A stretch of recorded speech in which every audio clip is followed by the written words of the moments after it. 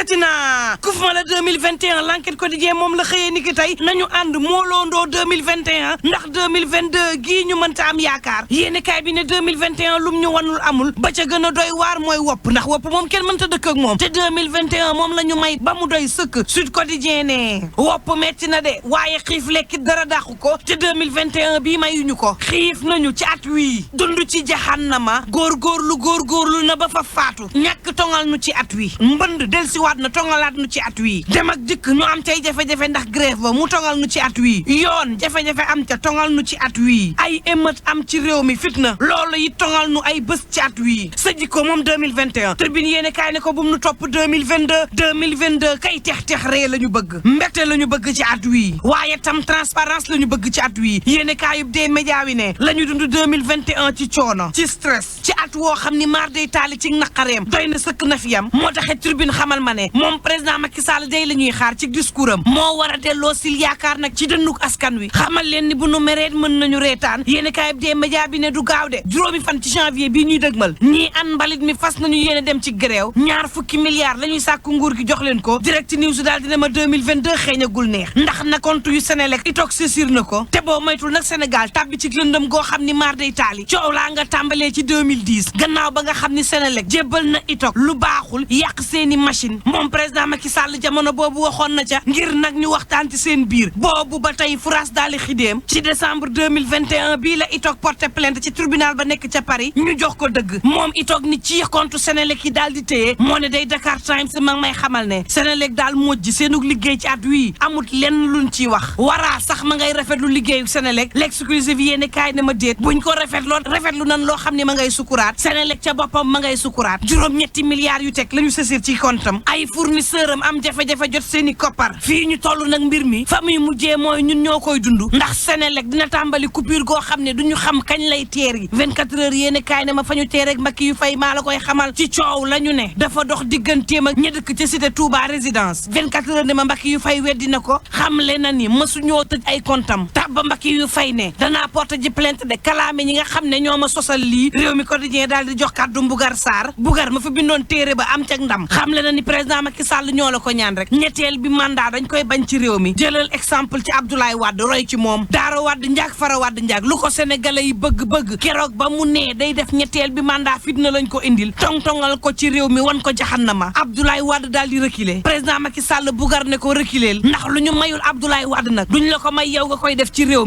mii di Sénégal Vox Populi daal di may xamal ne fii la ñu recalé yéen a ciy liste Bougane Gueye Dany addu ci yéenekaay bi xam le ni recalé nañu ay listam ngir wil bu Ndakaaru leer na waaye nag fii ci Ndakaaru kenn mënu fee wax yi la élection locale te doo wax gëm sa bopp moom Bougane ne lu toll ci juróom-ñaari téeméer ak juróom-ñett fukk ci rejet am nañu ko waaye ñetti téeméer ci commune taxaw nañ fa ci réew mi yëpp te am nañ fa ay candidat Bougane ne kale nañ ma ngir wil bu Ndakaaru dëgg la waaye nag Ndakaaru jël job gii maa fi candidat ca Mermoz Sacré-Cœur Bamba Fall moo fi candidat ca Médina Tamsir Soxna ca Sicap Gueye l'original ca Parcelles Mohamed Gueye ca Wakam Badara Kebe ca Grand Yoff Yaa Fatou Coulibaly ca Patte d'Oie Biram Ndong ca Grand Dakar docteur Djibril Silla ca Plateau Pape Sow ca Hann Bel-Air professeur Massamba Diouf ca Yoff Bougane ne delloo sil yaakaar yu ma taxawal kenn mënu koo téye booba réew mi ko dañuy xamal ma ne ñaari xale yu jigéen dañoo xeex ba gaañante yu metti ndax politique cey politique bii Tribune yéene kay daal di may xamal ne Casamance bu mu moomal boppam la bëgg l'exclusive ne ma Adama Faye defante gaak moom mësta jeex te jegewu ko sax ka jiite woon defar sa gox ca Rufisque Est daal dina koy wor bàyyi boobu le liste daal di gàddaay Adama Faye nag ma ngay wër ku mu def candidat Rufisque Est Sud Quotidien ne ma waxtu wow day Omar Gueye ma ngay xeex ak askanam ca Sangalkam coowal suuf nag moo leen boole diggante Omar Gueye la ay producteur ak askan wa nga xam ne ñoo dëkkee ca Sangalkam gis nga réew mi ku wax lépp Vox Populi daal di may xamal ne lu ñu wax te waxuñu ci wàllu location ak seeraayam waxuñu ña nga xam ne ñooy borom kër yaak ci xam leen ni nguur gi moo ci bëgg fësal boppam dose ak yàggaayu askan wi rek waaye lay dogal dëgg jëluñu ko ci coow li buñ ko defoon jeex na jël dogal ngir askan wi tàccu la xam ne lii nga bëgg saafarawul mbir mi de agence yi ak borom kër yi ne bagage sañuy tabaxee kër saa bu ñu xëyee muy gën di yokku te saa bu yokku location gi yokku te nguur gi xam na ni mi ngi yokku wàññiwuñu loolu bëgg nag taxawal prix location bi mënta ne gouvernement gi dañoo def tëx boole ca nag lu mënuñoo wax waxuñu te dégguñu jàmbat gi bëgg nag ne tey dañuy wañ loxo bailleurs yi dañoo lànk duñ ko nangu tam nañu nañu leen tuumaal leen ñoom bailleurs yi waaye nañu xam ne ñoom ñooy wax de location du gaaw a wàññeeku ci réew mi ndax nguur gi moo ko fasul yéene def te jëlu ci ay pexe ki dogal libération yéene kaay dama pexey Fatima Fati ñaaw na boroom këram la fekk muy nelaw mu dóor ko ay kuur ci bopp ba maar day taali mu wuy ji boroomam yéene kaay bi ne ma Omar Gueye dafa feebaroon feebar nag ba maar day taali ñàkk kàttan néew doole ca la soxna si profitoo nag dem ca waañ ba jël fa kuuru roofam fekk fa muy tëdd mu dóor ko benn moo ne day gannaaw dóor wu njëkk ba jëkkër ji saraxu na ko de ne ko baal ma bu mu ñaar Fatima Fati daal di dóoraat weneenu kuur loolee moo yóbbu barzaq jëkkër ji Omar Gueye Sud Quotidien ne ma bu leen fàtte ni suba la drapeau El Hadji Mouhamadoul Mansour Mbaye diggante Balla Gaye 2 ak Bombardier lay doon bu leen fàtte it ni coronavirus mi ngi ci réew mi te day faat yendu leen ak jàmm di leen ñaanal atub 2022 bu ànd ak jàmm ak bànneex coronavirus mi ngi ci réew mi te day faat tamit yoo xam ne xaw ma bi moteur lañ ko tuddee xaw ma nan lañ ko tuddee ci lu soxal mbiru moteur hors bord yu ñu war a jox tamit ñi nga xam ne ñoom ñoo yore ay gaal rawatina ci pêche artisanale il faut nécessairement que pêche artisanale tey ñu gën ko may doole gën ko fullaal bañ a jël pêche bi yemale ko ci li ñu yooye les grands chalutiers yenn armateurs yi yore ko di waabale géej gi daanaka ba mool yu ndaw ñi wala les pêcheurs artisanaux di mujj di dem fu sori di sori li nga xam ne moom mooy waaxu Sénégal pour mën a am as néew ci wàllug jën c'est tout simplement parce que dafa am une situation bu fi taxaw mooy géej gi commencé na raaf ñi nga xam ne ñoom ñooy pêcheurs yu mag ñi yore seeni gaal yu mag ñoom ñooy dem jëli jën yi pêcheur bu ndaw bi nga xam ne peut-être mënoon na dem à 100 kilomètres am jën léegi day mujj dem ba lu weesu 100 kilomètres yooyu gaal bi mu yore est-ce que mën naa attan foofu nga xam ne fa la jëm bu ngelaw amee wala bu jafe-jafe amee est-ce que gaal gi dina mën a dellu si est-ce que moteur bateau bi mu yore mën na jot na essence bu doy bu ko mën a delloo si mooy indi réer yi ngay dégg chaque jour parce que dañoo dem ba sori fa ñu daan dem léegi nag pour loolu il faut nécessairement que ñu xoolaat politique bu pêche au Sénégal fexe ba ñii di les pêcheurs artisanaux am ci seen wàll ni ko ay société internationale wala ay pêcheurs yu mag amee seen wàll ñu mën a xool nu ñuy séddalee lii nga xam ne ce sont des ressources naturelles qui appartiennent aux Sénégalais à tous les Sénégalais loolu moo indi tey coow li météo mu ngi def lu mu war a def tous les pêcheurs ñoom ku ci nekk yaa ngi ak sa ay GPS yaa ngi tout le nécessaire pour mën a indiquer sa yoon dellu si ak yooyu mais le problème qui se pose mooy les distances maintenant yi ñuy parcourir moo bokkul ak distance yi ñu daan parcourir te li ngay gën a sori di gën a réer muy gën a compliqué ci yow sa dellu si di gën a jafe ça veut dire que ñoom chaque jour seen bakkan a ngi ci xottu gerte le député du peuple dafa mel ni kon ñoom nappkat yi seen dossier yi ñu yóbbu 2022 diis na de lool te coow li bari na lool te problème bi ci am mooy ñoom dañu fexe ba faste seen sikkim dañu fexe ba jaawale leen xam nga maam boo nekkee sénégalais ma nekk sénégalais yow nga am bateau man ma am gaal mais ñun ñëpp ay sénégalais lañu yi napp ci biir géeju Sénégal mais Birahim Touré mi ñu ñetteel moom amul bateau amul gaal te du mareyeur te du transformateur te dafa taq ci pêche ba ni ñett kooku pour ñu nekk benn du ko arrangé day jël yow mi am bateau def la noonu ki am gaal jël ki am gaal def ko noonu mareyeur jël mareyeur def ko noonu kii def transformation mareyeur bi bu amee jënu gaal dina jënd bu amee jënu bateau dina jënd jën bu nekk ak fi mu ko jëmee jën bu nekk ak ni ñu ciy liggéeyee jën yoo xam ni duñ ko togg jën yoo xam ni géej gi dong lañ ko mën def xam nga mosoo daanaka ceebu koŋ moom mosoo ko dégg ceebu koŋ néew na loo koy dégg de mais géej gi koŋ bari na lool géej gi coof moom doo ko dégg mais ceebu coof moom yi nga koy dégg bari na c'est-à-dire que mareyeur bi bu jëndee jën bi ci bateau bi xam na destinataire bi kan la koy yóbbul léegi nag mu nekk benn chaîne boo xamante ni bi bu ñu fexee ba féewale leen problème am tey bu ñu demee bu def ay rencontre naan bateau chinois yi ñu ngi ñuy sonal ñii ni bateau Union européenne ñoo ñuy sonal ñii ni bateau coréen yi ñoo ñuy sonal te am na beneen conséquence boo xam ne ci wàllu napp mi lu tax ñu war a jël seen ay responsabilité li ñuy xeeb akas néew maam muy benn jën bi suñu yaay doon jaay ci marché bi ñu ngi koy commencé ñàkk ndànk-ndànk am na ay étranger yoo xamante ni ñu ngi implanté biir Dakar tey yenn implantation ci wàllu conservation ak di jaay jën bu ñu fi gënee yaatu man gis naa ci 5 points Dakar bu ñu ci gënee yaatu di nga gis suñu yaay ju xëy toog ci kanamu tefes gi teg ay jën suba ba ngoon te du gis ku mu ko jaayee du ma tudd réew mi exactement mais am na fu ñuy dàkkantale nangam pêche di def ay places yi ngan biir Dakar ak ay moyens yu am solo dans ce cas nag li gën mooy ñu bàyyi noonoo gi ci seen biir ñii di xeexal ñii di xeexal ñii te intérêt bi doon napp mi ci Sénégal bu ñu juboowee ba bañ la iñaane yow sa bateau nga bañ ma iñaane sama gaal ñu joxante loxo ak mareyeurs yi ki nga xam ni amu ci métier léegi mu génn ci biir ñu mën a sauver suñu napp lu ko mooy ki jëndi ba ñëw mam bu fekkee yow mi doon jëndi gaal gi doon jàpp ñaari dàmba nga mujj koo xeeb ba finalement boo indee ñaari dàmba yooyu doo gis ku ko jënd parce que sama yaay bi koy jënd ba nga toog ci kanamu géej bi jaay ko su ko tegee du gis ku mu ko jaay day am problème te ci foofu lañu jëm fi mu nekk nii ndax am na ñu commencé occuper marché njaayum jën ci Sénégal ñoo xam ba ñu fi màggee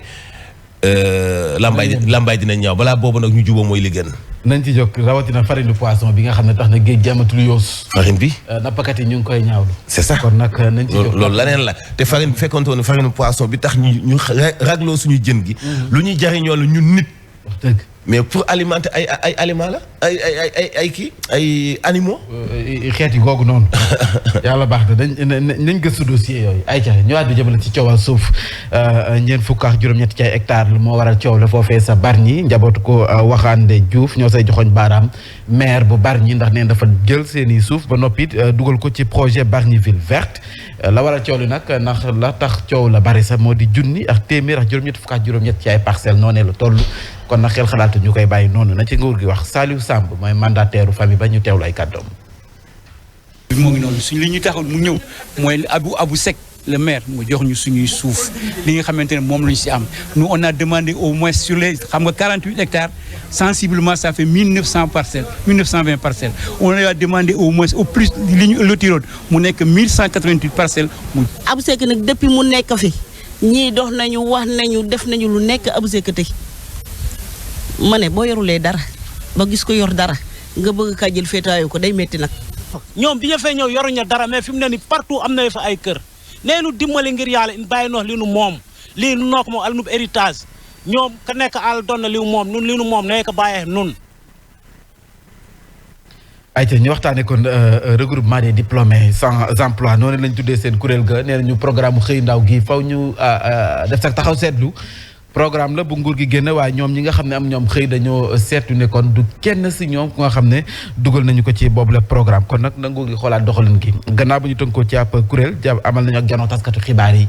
Amina Cissé Abdou Malick Thioune ñoo ñu koy yeggee. kuréel gi ëmb ñi am lijaasa te amuñu xëy ci Sénégal di laaj seen wàll ci politiku xëyum ndaw ñi bi gouvernement Sénégal bi taxawal. li ñu jiital mooy ndaw yi am ci luñ jàpp parce que dañoo war a xam ne ndaw yi fekk amuñ ci luñ jàpp. fekk ndaw yi amuñ liggéey dëkk bi mënta nekk ci jàmm lan moo tax ni autorités yi nangu ñoo jàppale ndaw yi nga xam ne dañoo jàng ba am seen diplôme am seen liggéey sa bët soxlawuñu leen lu ñu jàppale leen essence sax mënoo ko am. Kodou Diop teewal waa institut de pêche ak aquaculture bu université Cheikh Anta Diop de Dakar di kaasal secteur am. ñu nag chaque année bu recrutement amee ñu ne waa xëy na pêche dina recruter ren pêche du recruter dara chaque année ay 2 personnes ak niveau yoo xamante ni xam nañu salaire bi moom du leen coûter dara. c'est que ministère de l'environnement ci recrutement yi muy def ñun aussi ñu am ci suñu wàll parce que mënuñu chaque fois di wax naan def leen ay projet en aquaculture Sénégal yëpp di ci wax alors que financement bu jotee étudiants yi nga xamante ne dañoo jàng aquaculture duñ ci gis seen bopp. kuréel googu ëmb ñi am lijaasa te amuñu xëy di ñaawlu seen situation bi tey ñaax autorité sénégalais yi ngir ñu gestu leen. Ibrahima programme xëy ndaw ñi def nañu ko de diplômé nee nañ gisuñu seen bopp. waaw xam nga booy def dara da nga koy yaatal. boole ci ñëpp may ñëpp seen chance.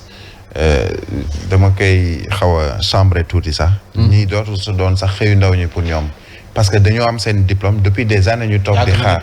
et dans tous les secteurs. da ngay gis koo xamee ni def na gis nañ ndaw si ñu ne ni ci secteur u pêche mbirum halieutique li ñu doon wax sànq ci la nekk def. jàngam ba am diplôme am toog di xoole l'état am na ñu mu mën a recruter mais état am na tamit leneen mooy fexe ba indi ay conditions pour que des capitaines d'industrie des chefs d'entreprise des sénégalais Mansour Diop ubbi benn kii bu ndaw boo xam ne dina employer 5 personnes mais dañ koy yombalal mu mën a am lépp lu mu soxla ci lu jëm ci wàllug ay registre commerce NINEA condition yoo xamee ni moom dina am sañ-sañu jël xaalisam ne damay ubbi sama benn entreprise. Les diplômés sans emploi c'est un problème diplômé sans emploi moo diplômé sans emploi wala phrase boobu ci wàllum problème la ci ban parce que nga am sa diplôme ça veut dire que tu as fait plusieurs années ci table banc yi diggante école ba université ba wala école de formation bi yore sa diplôme ñëw téye ko di xool il faut nécessairement que nguur gi dans son programme bii ñuy wax xëyu ndaw ñi mu am lu mu ci tàmbali woon bu mu yemale ko ci ñi nga xam ni peut-être dañuy doog a am bac wala doog a am li nga xam ne moom mooy benn xëy ci wàllug mécanique wala ci wàllug artisanat wala lu mu mën a doon mais nañ fexe ba ñi nga xam ne ñoom dañu yoroon seen i diplôme am lu ñu mën a dugg ñu seet nu ñu leen di ventiler au niveau des différentes structures de l'État yu jëm ci wàllug entreprise privée wala entreprise publique mais nañu fexe également comme niñ koy defee avec yenn ci ay jumtuwaay yu ñu jël ay DER ay DAC di domaine agricole communautaire et cetera sénégalais yi nga xam ne dañu yore seen i diplôme am compétence boo xam ne bëgg nañu ko prouver mais même bu dee ay stage d'entreprise yoo xam ne après ça peut être rémunéré ñu mën leen ci dugal ça permet frustration yi nga xam ne fës na ci ñoom mu mën a wàññeeku mais la conditionnalité li ma jàpp mooy au-delà de wutal nit ñi xëy ndax du mooy rôle état mooy wut pexe yoo xamee ni nit ñi dinañu mën a ubbil seen bopp seen i entreprise ba mën a jël ay nit di leen liggéeyloo. justement foofu laa doon jëm sax élage ndax dañ faw ñu bàyyi xel ne kon am diplôme rek ça ne veut pas dire que da nga war a toog ci bureau wala di xeeb yenn métiers yi ndax gis nañ fi l'autre jour benn vidéo bi circulé ab charretier la war a présenter master am war a def master am xam nga ne kooku toogul xaar. mais je te donne un exemple un taximan dafa ñëw fii barki Demba Ndiaye c'est le candidat de Gëm sa bopp. dans sa localité taximan la mu ngi yore taxi mu ngi may dégg te daf ñuy suivre régulièrement je pense waa Gëm sa bopp xam nañ ko moom la ñu jël def ko ne ko yow yaay suñu candidat ci localité am ba mu dëkk mu ngi dawal taxi am diplôme soxlawul diplôme am mais li mu soxla mooy xam naa sama askan xam naa fa ma dëkk xam naa seen i jafe-jafe am naa peut-être ay solution wala ay début de solution mais du tee su ma xësee ba bàyyi ba teg politique bi 8h ba 9h maa ngi sama taxi di dóor sama waar ça veut dire que le diplôme c'est un parchemin certes c'est important certes mais warul doon un blocage aussi et puis boo waxee da nga def école formation formation tekki na boppam mooy war nga am tàggatu goo xam ne ëllëg boo génnee mais bu fekkee amul fu ñu la dugal nga jéem a làmb yoo foo dugal sa bopp c'est-à-dire que bureau dong laay liggéey mooy problème wala fayeeku dong laay def salaire loolu mooy problème maa ngi seetaan barki démb ci semaine bii la daal benn reportage benn femme française boo xam ne assistante la woon ci direction bu mag ba mu doon liggéeyee mais dafa démissionné jënd benn fourgonnette bu mag comme genre jumper yu mag yooyu minicar yooyu gëla-gëla yi mais changé ko def boutique mobile la ko tuddee Noël yi nii nee na moom li mu am ci ay commande mënul wàccuwante ak moom donc day toog 2 semaines du dem këram day jënd jaay ay fëgg jaay lu bees pour lay jaay stocké ko ñëw quelque part ci ay dëkk yoo xam ne xëy na bu ñu bëggee jënd ay yére yu bees mën nañoo dox ay 5-6 kilomètres ñëw yendu fa jaay leen bu guddi jotee ci oto bi aménagé na foo xam ne lan lay nekk donc am na lépp ci biir donc exemple la am na yeneen Sénégalais yi def noonu maa ngi waxtaan ak benn nit may wax koo xam bi muy commencé ci moom benn tablette nen la doon jënd di jaay benn tablette nen di jaay tey mu ngi def chiffre d'affaires plus de 50 millions te loolu matul sax 50 pratiquement c'est-à-dire que ndaw yi itam fokk ñu am ñaata njaaykatu café ñoo am seen ay master wala licence di yor di jaay café parce que xeebuñu ko parce que boo amee benn dërëm ci li nga jàngoon moo lay permettre ba ne bi nga ci yokkaat nga xam nooy fexe ba fructifier ko yooyu yëpp ay vision la yoo xamante ni bi mais dafa am nag lenn lu gëmloo ndaw ñi loolu dina xaw a jafete ñu koy dund ci Sénégal maam xam nga Suède am na seen benn ministre xawma boo xam ne buy dox buy dem pratiquement du jëfandikoo affaire nguur gi même cigarette bi muy jënd di ko tux ñi mu ko jëlee ci keesu nguur gi alors yow fii Sénégal nga gis kenn koo xam ne daaw lañ ko fal daaw doo nga lañ ko fal ci benn poste mu tabax ay château jënd ay oto soppi melokaanam am ay verger faneen am seconde résidence si ay mbokk mi yëpp tekki Sénégal nga gis ku ñu fal ministre nga woo say njaboot dajale leen ni leen suñu coono maintenant jeex na mais yooyu nag bu ko ndaw ñu am diplôme gisee gis am ni mu gaawee dañuy foog ni am noonu la war a gaawee loolu mooy réalité c'est-à-dire que problème moral la ñu am ci gën a jox ndaw ñi am li jaasa courage ñu xam ni balaa moo neex faaw mu metti muy maam muy yow muy keneen kenn ku nekk tey foo egg am na foo jaar fu metti foo xam boo ko nettali woon ab livre lay doon loolu nag foog ñu gëmloo ko ndaw yi am lijaasa aquaculture bi ñu wax noonu tey boo demee ay réew comme Malaisie comme ay Philippines nga xool leen ñu wàllu aquaculture ni ñu ci avancé dañ ci liggéey ci seen biir kër ak benn quantité bu doy waar tey ban ndaw moo am xalaatu dem seen village jéem fa tabax benn aquaculture benn mbalka boo xam pour ay jën la et pourtant mën na ci dem ba am ci entreprise ñaata ndaw la ñuy former ci wàllu aquaculture ci Sénégal mais rare nga gis ay ndaw yoo xam ne dañuy créer seen propre entreprise defar seen propre aquaculture tool moom waxaale wuñu ko tool itam ndaw ñi bu ñu ko bëggee sax foofu nag amatuñ ci accès ndax soi-disant patron politiciens yi accaparé nañu suuf si yëpp donc mu nekk problème boo xam ni lijjanti ko lu jafe-jafe lay nekk école de formation yi ñu ngi def seen rôle mais accompagnement bi moo des ci ndaw ñi jaajëf GRADEC mu ngi wundu groupe de recherche et d'appui à la démocratie participative et la bonne gouvernance ñoom ci boppam dañ jéego yi ñuy def jamono ji di ab campagne moo di fexe ba ay élection ñi woote ko fii ci réew mi te lépp aw ci yoon looloo sabab seen lëkkaloo ak waa forum citoyen ak pencum nawle woote nañu ab dajale sa ay parti coalition parti politique ay association foofee sa commune bu Grand Yoff te nee na du yam foofee nag dañu ko namm sax lawal ci yeneen gox yi ñu ànd seex Ndeye Khady Diouf Mamadou Ndoye rëq-rëq yi ñu nemmeeku ci processus électoral bi doon na luy mën a yee fitna ci élection yi. ñàkk par exemple yamale ci wàllu maanaam processus électoral du séddale carte yeeg ak yu demee noonu loolu bu fekkee ne vraiment donc sàmmuñu ko effectivement jafe-jafe mën na am. ngir mooy tandiku bile fitna nag GRADEC daal dina sàkku ci ñiy bokk ci élection yi yëpp jël seen ay matukaay. ñu fexe ba ñoom administration nekk à équidistance des acteurs politiques parce que bu transparence amee rek bu ko defee violence du mën a am acteurs politiques yi tamit ñoom lu ñu bëgg ci ñoom mooy ñu fexe ba tënku ci charte yi nga xam ne moom mooy régler élection ci wàllu code électoral. forum citoyen ànd nawle fas yéene naa liggéey ngir ñu jëm ci ay élection yu ànd ak dal. organiser ay fora aux acteurs politiques yi nga xam ne ñooy tête de liste. bu boobaa dañ lay wax yow ana boo faloo fii ci Grand Yoff ana loo mën a indil waa Grand Yoff waa Grand Yoff aussi ku ci ne ñoom danay seet seen ay soxla. tànnee fukk diwaanu Grand Yoff du neen ndax fukk ak ñetti liste ñoo fiy jongante GRADEC nag fas yéene naa wéyal sensibilisation bi ca Parcelles Assainies ak ca Golf Sud. jaajëf njóobeen bi dafa mel ni waa Baguette d'Or tey dañoo andiwaat ndékki de. atia yow de kontaan nga de bi nga ma koy wax ne 32 ans yëpp a génn. man xam nga ne man lekk moom la ma ci dem ba moo tax ma toll nii ma toll nii xam nga moo tax ma daaw. ayca jaajëf kon le député du peuple rendez-vous. waaw kontaan naa si kanam tuuti ñu joxante waat rendez-vous tës. waaw tës maa ngi ñoo fay daje waaw. waaw incha allah incha allah. tuuti nuyu ma Doro nan. Doro Gueye. nuyu ma Doro Gueye. Biraay mi ngi xool naan nii. peut-être parce que damaa réer loolu waa tës la. Biraay rendez-vous kon. ba ci kanam incha allah ci kanam tuuti. ci Zik FM 89.7 Baguette d'Or di leen wax ne kon waaye waa Russie ñu ngi bënn sama noppi na waxal ci Baguette d'Or mais Baguette d'Or andi na ndekki. ne leen ci fi en journal bi lay doon. jërëjëf waa Baguette d'Or ba avant ñuy tëj dañ leen jaajëfal bu baax ayca ñu dalal Pape Mante Mboup ci tàggat yaram.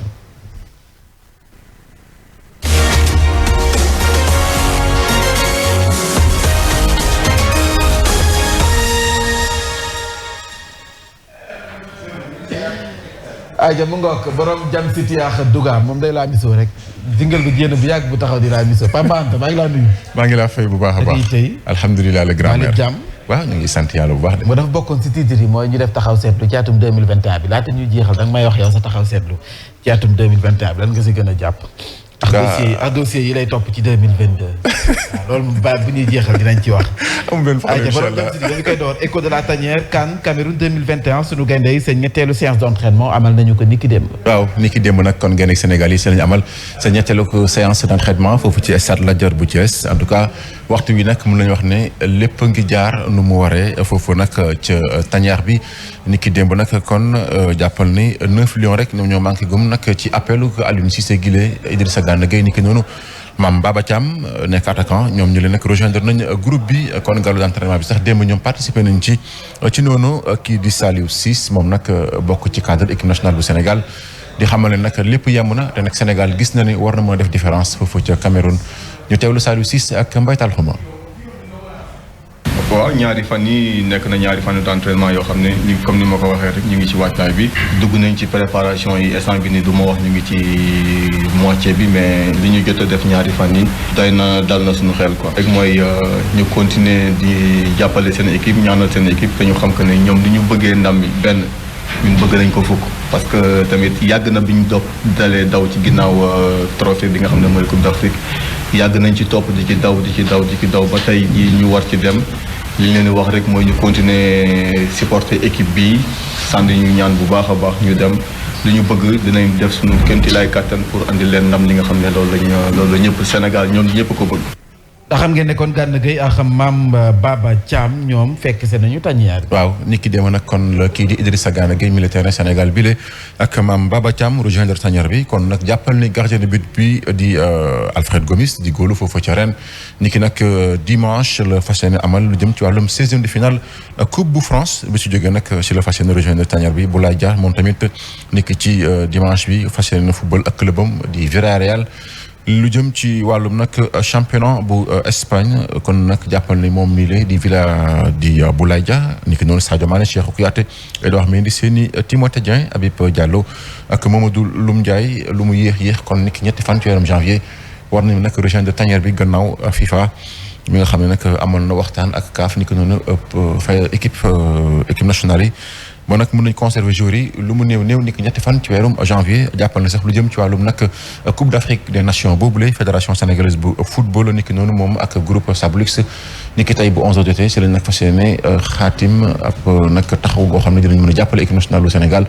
ngir lépp yemb foofu ca CAN Cameroun 2021 di fàttali nag dinañ ko door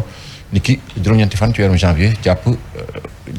juróom-benn fan ci weerum février ci mois bu février autant pour moi. acca football féminin la ñuy àddu jëmale footballu jigéen ñi union sportive bu Parcelles Assainies moo jël ndam li première édition tournoi Dakar si kanamu Aigle de bu Médina. waaw loolu nag démb la woon foofu ca terrain municipal bu Parcelles Assainies nekkoon nag final gu neex doxoon ci diggante union sportive bu Parcelles Assainies ak Aigle bu Médina ci cappaandaw ga nag kon waa Parcelles yi ñoo mujjee am ndam 2-0 ñoom nag ñoo jël kon première édition tournoi bi nga xam ne nag dañ leen ko dippee ngir nag lu jëm ci wàllum football féminin fii ci Ndakaaru en tout cas lu ci mënti am daal kii di Soukay Cissé ma leen tàggat gis na ne nag bi le tournoi da leen di permettre nag ñu waajal bu baax a baax lu jëm ci wàllum championnat bi di kat na tamit nag ci taxawaayu union sportive des Parcelles Assainies ni ki saison ren gi nga xam ne dinañ ko door ni ki juróom-ñetti fan ci weerum janvier ñu teewlu ay kàddoom ci micro kii di Soxna Fall ak Baba Diaw. lii dinañu permettre ñu préparer suñu wàccaay dinañu motiver ni ñu koy waxee rek ñaax ñu ba nga xamante ni lépp lu ñu doon liggéey benn dinañ ko liggéey ñaar parce que war nañu ñu que ni même bu fekkee USPA day soog a yëg lii nii war na leen que ni mën naa nekk championnat bi war nañoo mën a bokk ci ñi nga xamante ni ñoo koy xëccoo. bu koy xam ni bon bëgg na ay défi bëgg na commencer lu bees bëgg na dugg ci lu bees USPA ren laa fi ñëw mu nekk équipe boo xamante ni mi ngi soog a yëg équipe boo xam ne dañ koy defaraat parce que dafa bëri ay joueurs yoo xamante ni tukki nañ ñu recruter waat ay xale bees boo gisee sànq ci match bi am na ñoo xamante ne sax ay U17 lañ joué loolu nañ leen di xoolaat di defaraat parce que dañoo rajeunir équipe bi bu baax a baax USPA ren li muy liggéey mooy fexe ba bokk ci juróomi njëkk yi ci championnat bi. xaar équipe bu compétitive ci USPA nañ xaar équipe boo xam ne tam dina indi football dina indi spectacle parce que joueurs yi fi nekk ku leen xam ay xale lañ mais ku leen xam-xam ni ay xale yu mën a football lañ ay xale yu mën li ñuy def lañ ñi ngi liggéey ak ñoom pour bés bu ñu taxawee jouer rek ñu xam ni équipe bii ñi ngi liggéey. ñu doon teelu noonu Soukay Cissé mi tàggat nag ñi di waa union sportive bu Parcelles Assainies di fàttali nag ne biir tournoi bi nga xam ne moo nekk première édition bi ñi di waa commission féminine bu ligue bu football bu Dakar ñoo ko doon amal mu nag ëmboon juróom-ñaari équipe yi nga xam ne ñoo nekk ci Dakaru mi union sportive des Parcelles Assainies mi nga xam ne moo ko jël ni ki noonu Aigle bu Médina Afa bu Grand Yoff Dakar Sacré-Cœur GIA Fass Sirène bu Grand Yoff ni ki noonu Amazone bu Grand Yoff en tout cas lu ci mënti am daal kii di présidente commission bu football féminin fii ci Sénégal di Seyni Ndir Seck ni ki noonu présidente bu commission bu ligue bu football féminin bu Ndakaaru di Amina Dieng rafetlu nañ bu baax a baax bi le tournoi bi nga xam ne day gën a mën a jëmmal footballu jigéen fii ci réew mi ñu teewlu seen kàddu. initiative bu mel nii dafay gën a permettre équipe yi di am ay match de plus joueurs yi di gën a jouer te loolu lu baax la pour seen performance ndaxte tey jii nii umpalewul ñëpp ne au delà des matchs yi nga xam ne moom la ñuy jouer championnat am na ay match international donc bu amee ay yeneen match yu si yokku kon dafay gën a dooleel xale yi. Je suis très satisfaite et honorée, je suis très contente tey boo xoolee stade bi soxna fees na dell tey lu lañ si doon wut mooy voir le football féminin aussi sur le plan médiatique mu mën a développer parce que tey lii moo ñu manqué woon te Dakar boo xoolee dama koy wax rek y a 7 équipes bokk na ci région yi nga xam ne moom ëpp équipe féminine te amuñu woon ay tournois mise en jambe man ba ma ñëwee ci ligue bi léegi il y a 4 mois ma nekk présidente de la commission football féminin ma amoon xalaat nag pour chaque année sama li ma fiy toog yëpp incha allah bu ko yàlla dogalee yàlla may ñu gudd fan ak wér chaque année ñuy organiser li nga xam ne mooy tournoi mise en jambe au moins dina permettre joueuses yi ñu mën a entrer si saison bi ak en fraîcheur aussi tey bëgg nañ aussi chaque année ñuy dégg Dakar di jël championnat bi wala aussi di jël coupe du Sénégal année prochaine incha allah bëgg nañ chercher ay partenaires parce que lii boo xoolee fête la pour football féminin bëgg nañ ko di ko def chaque année aussi di woo ñi nga xam ne ñooy nekk ci football local bi particulièrement ñi nga xam ne tey dañuy bëggee football féminin wala aussi bëgg jàppale football féminin ñu ñoo jàppale genre événement yu mel nii. gannaaw football boxe la ñuy waxtaanee ak fédération bi nga xam ne bëgg-bëggam moo di relancer waat discipline bi. waaw gannaaw nag ren ba ñu amalee lu jëm ci wàllum final championnat nationaux yi lu ëpp nag fanweeri at a ngi nii yooyu les championnats nationaux amuloon kon tey jëlee nag président fédération sénégalaise bu boxe di Mamadou Mamoun Sène bébétam mooy def kéem kattan nag ba nag lu jëm ci wàllum discipline bi di boxe ñu gën ko mën a relancer fii ci réew mi ci noonu sax dina taxawal ab nag cadre boo xam ne dina nag permettre ñu gën a nag former en boxeurs yi ni ko noonu tamit ñu leen di tàggat ñu teewlu kii di Mamadou Mamoun Sène. at bi ñu liggéey dama koy moo bi ma ciy gën a génne mooy satisfaction parce que li ñu bëggoon au départ mooy ñu réveiller championnat bi réveiller boxe su Sénégal yàlla dimbali nañu def nañ ko yàlla dimbali nañu ba nga xamante ni bi ñu wootee au niveau de Marius Ndiaye nit yi wuyu si nañ ñu ñi bëgg boxe wuyu si nañ ñu famille boxe wuyu si nañ ñu donc dañu am espoir continuer mais aussi installer li nga xamante ni la boxe laaj pour mu dox ci dëkk maanaam ñi nga xamante ni ñoom ñooy signer contrat ak boxeurs yi ba pare di yóbbu boxeurs yi ñuy dem di boxe feneen ñooñu dañoo am importance ci mbirum boxe mais aussi des na promoteurs yi aujourd'hui ñu ngi liggéey ak ñoom pour que ñu mën a def seen liggéey en 2022 donc aujourd'hui ñu ngi ci processus bi nga xamante ni moom la ñu décidé woon te yàlla dogal na ñu ngi avancé bu baax ci boxe.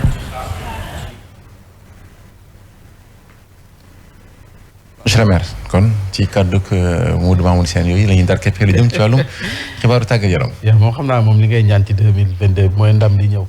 waaw loolu nag bokk na ci suwee ko ci franchement parler moom dañu gën a joxante loxo rek incha allah gëm nañu ne nag Sénégal ak effectif fu mu yor bu nag gën a gars yi boole xol yi gën a joxante loxo war nañu mën a indi coupe bi en tout cas daal Matar Ba dee na def na ce qu'il faut li ko war on espère que nag waa na gars yi gën a yokk ñaan rek incha allah yàlla bëri na sutura naam sax nag du yomb ndaxte coupe d'Afrique des nations moom waaw daanaka ñu gën a xarañ ñoo fay tase waaye nag gëm nañu ne Sénégal ak position am ak tamit waaw mun nañu ko wax ndaxte depuis 3 ans ngi nii Sénégal nekk première équipe sur le plan africain mais à côté tamit y a des grandes nations de football comme l'Algérie xam nga l'équipe championne en titre mais lim ñi si des ñu ñoo fi gën a xarañ dara nañu góorgóorlu rek yàlla baax na jaajëf monsieur le maire Panta Mboup di gën a ndax moom ci Zik FM 12h ak nag 13h ci suñu jotaay xibaar moo xam wolof wala nasaraan pàcc bu mujj bi da ci àndax Mantulaay ci bundoo ci li yéen kaay xëy fësal.